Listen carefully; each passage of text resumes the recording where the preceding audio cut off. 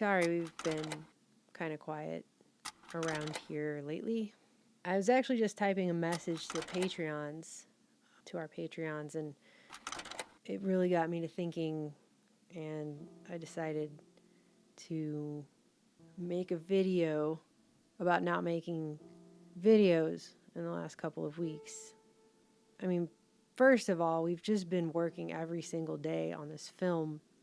I mean, to the point that days happen, and I don't know which ones are the weekend. I don't know when I'm supposed to be doing whatever. I've just been working pretty much nonstop. And I can't speak for Aaron here, but I've come to realize that this film that we're currently working on is probably one of the most important things I've ever done. Full stop. So there's that. And that's good, I feel like. But I actually told the Patreons earlier that there have been many times that I would rather be super glued to a giant piece of saran wrap than have to talk about what I'm thinking and feeling right now about what we're being told is happening right now. It's been over 8 years now of talking about what's happening and then getting so fed up with talking about what's happening that we started talking about what was gonna happen. We did that for years. And now, think about it like this. Let's say that you spent hours reading and researching about, I don't know, the magical return of a green rhinoceros. It's going to be this green rhinoceros that's going to come. It's going to be insane when it gets here. It's going to change the way everybody lives their lives. And let's say that you knew about this because you had done so much research and so much reading and you'd informed yourself. And let's say you started telling people about that. In every way you could think of, you started trying to tell people about that. And maybe you got some of the details wrong, but you could see that there was a pattern emerging and there were some pretty distinct things that were going to be happening as a result of this pattern in regards to this green rhinoceros.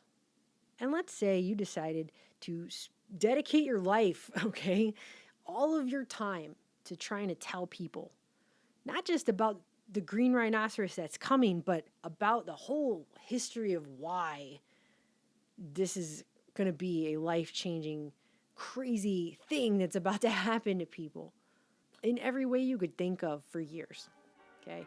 When the green rhinoceros finally shows up and starts trotting down the street, what else is there to say? Like, you said it. You've been saying it for 8 years. You've made movies about the green rhinoceros coming. You have sang songs about it. But you know what I'm saying? When the green rhinoceros actually shows up and starts walking around, what are you supposed to do then? Go, hey, everyone.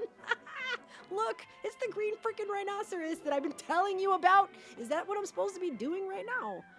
I mean, I'm not even sure if people fully want to know exactly what it is that I'm thinking. And honestly, the wisest thing you can do sometimes is not talk. The wisest thing that you can do sometimes is just to sit back and listen. Do you know what I mean? I think there's a tendency for people to just start jumping every time and then you get into this weird habit of doing it, and then it takes over your whole life, and then you're just reacting all the time. Reacting all the time is exhausting. It's exhausting to do that. It is also psychologically traumatizing, I think, to do that. I think it actually changes the way that your brain functions and your body. It's unhealthy. And there's enough people out there doing that anyways. So we got an ample abundance of people who just spend all their time freaking out and just running around screaming like the sky is on fire every 2 seconds. And I don't know how many people have said the phrase society's toast. Not to be that person who just says I told you so, because everyone hates that person. No one wants to hear that crap. By the time someone's saying I told you so, it's too late anyway. So it's pointless to even say it. unless you just want to pat yourself on the back. See, I told you, it was me. I said it. Like, oh, who cares? By the point that stuff is going down, I told you so is real helpful, Jack. Okay? So, pointless. But at the same time, yeah, it's toast.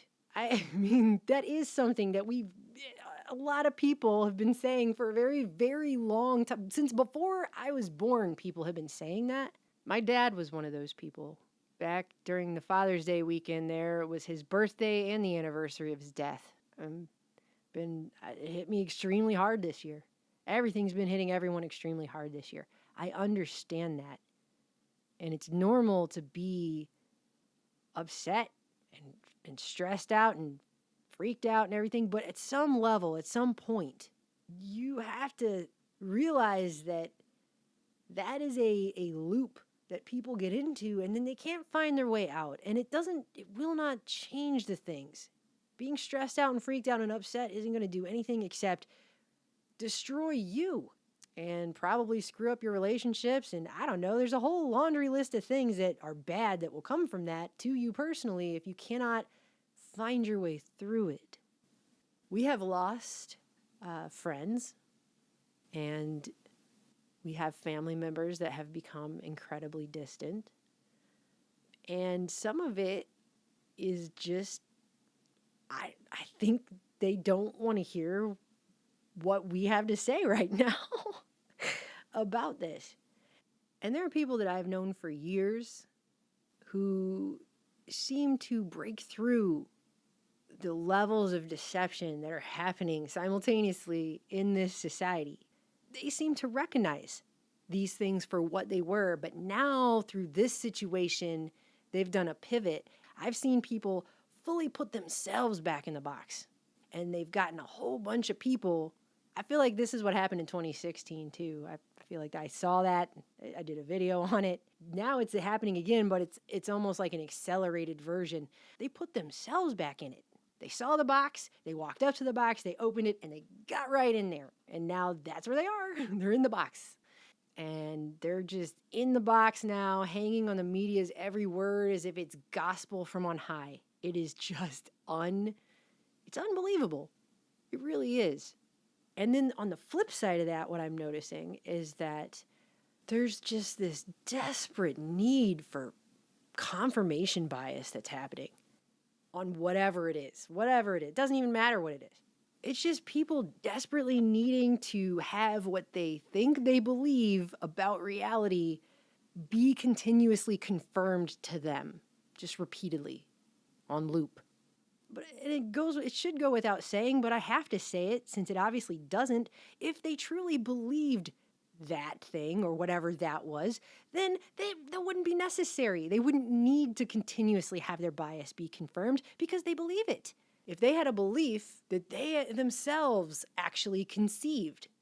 But since they're just taking on constructed beliefs, they have to bounce those beliefs around off other people that have the same thing and then put a whole echo chamber loop on that and just keep it going to just keep confirming and confirming. That's a pretty janky reality structure that is going on there. If that's the way that it has to be propped up with scotch tape, and it's not going to work forever.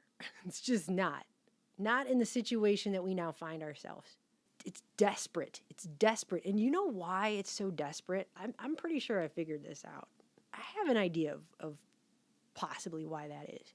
When you are somebody who does not seek the truth in your own life, but relies solely on someone else to give it to you without doing any of that for yourself. The reading, the research, the looking into things that don't quite seem right to you, whatever that might be. When people don't do that, then they become completely and utterly reliant for their reality to basically be constructed by someone else. I mean, that's essentially what it is. And that kind of reality is a fragile, it's not even a sandcastle. It might as well be an outfit made out of bubbles. That's basically what it is. It's fragile and it's easily shattered. That's what it is. Then it's like a cycle that has to be fed. Just like fear, the body becomes accustomed to these chemical reactions that are based on emotions and your body becomes addicted to that.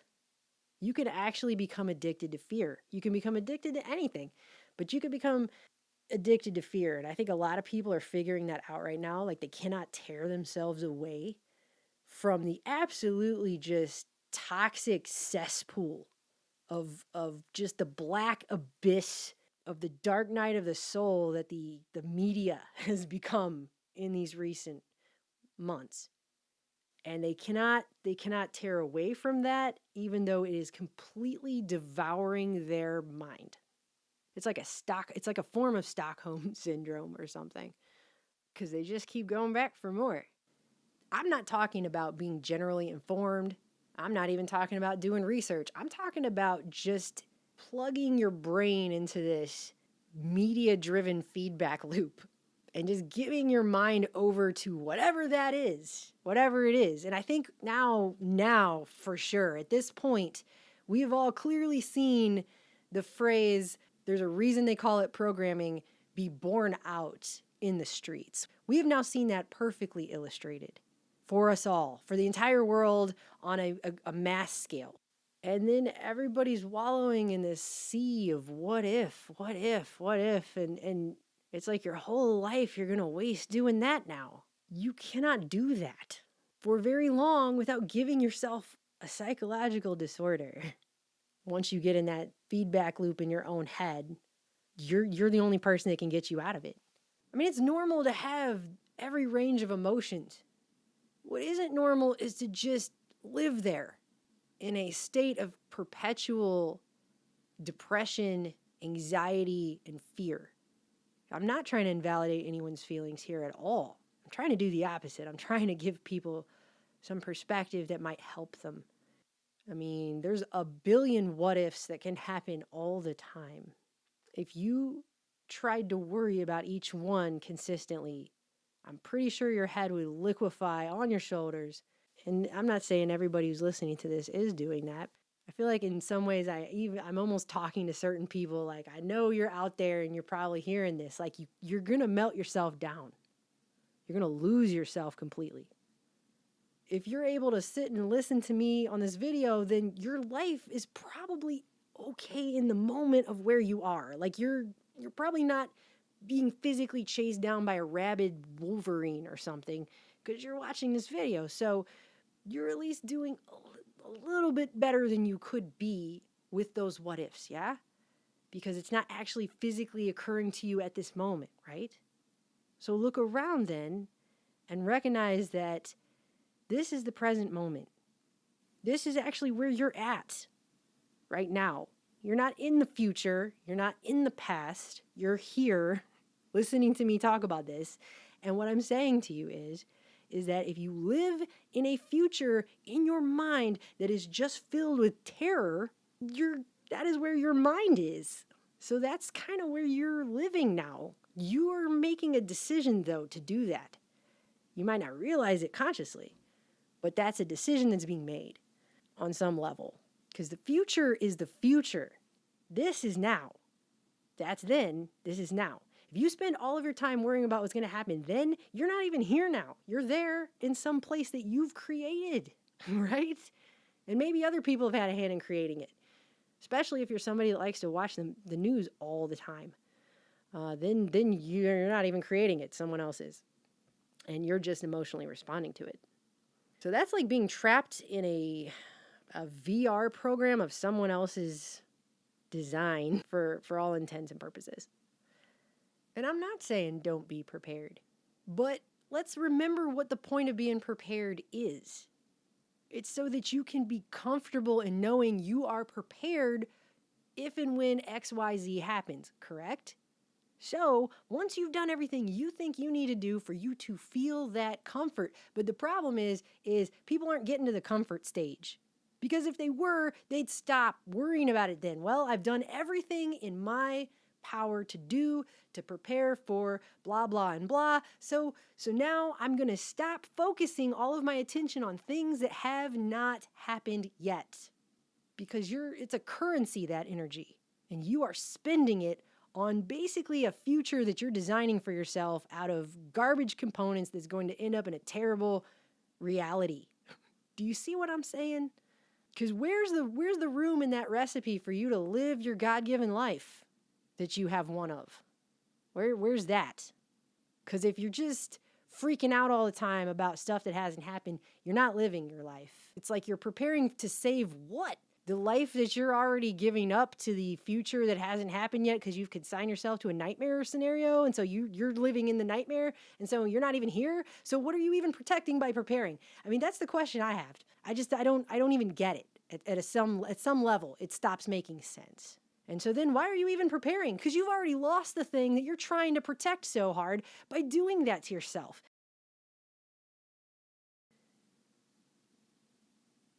I have spent these past few months in deep, deep introspection about everything. Everything that we've done, everything that I've done in my life, things that I've been through, my childhood. Like I've had a very strange experience over the last couple of months in my personal life, and I've just come to realize what I feel are pretty fundamental truths about myself, about what I'm trying to do, why I care so much, why things are this way. I guess the difference is that I take this extremely seriously to be able to have the ability to come on here and talk to you guys. I take it extremely seriously. So I've been spending some time just trying to reconfigure, realize what can I do that will be the most in service of people. We really do reap what we sow.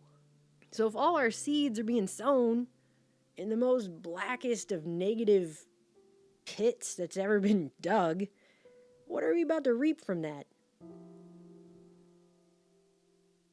Anyways, I love you guys.